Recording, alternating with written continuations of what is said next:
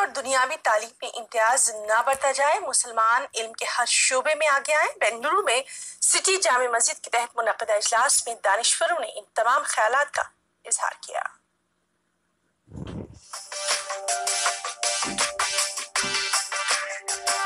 دینی مدارس کے طلباء کی صلاحیتوں کو ابھارنے اور نکھارنے کے لیے بنگلورو کی سٹی جامع مسجد میں ریاستی سطح کا مسابقہ منعقد ہوا۔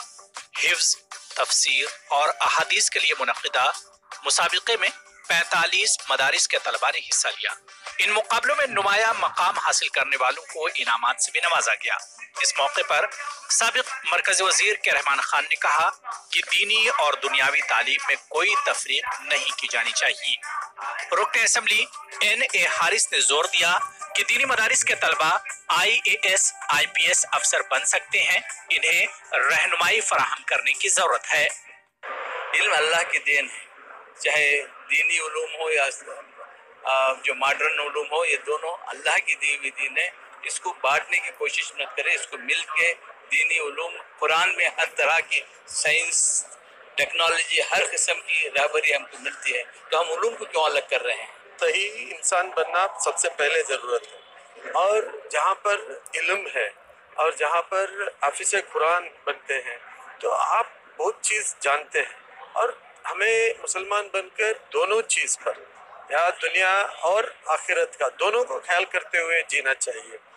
سٹی جامع مسجد کے سیکریٹری سید نور الامین نے کہا کہ مسجد نے جامع العلوم ادارہ قائم کرتے ہوئے کئی سال پہلے ایک ساتھ عصری اور دینی تعلیم دینے کا سلسلہ شروع کیا تھا۔ آج اس کوشش کے مثبت نتائج سامنے آ رہے ہیں۔